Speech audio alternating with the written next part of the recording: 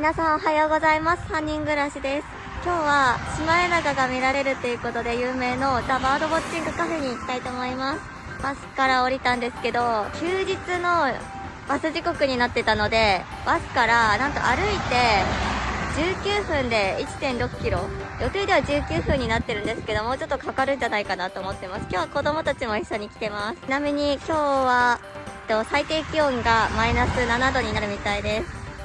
はい、頑張って歩いていきたいと思います。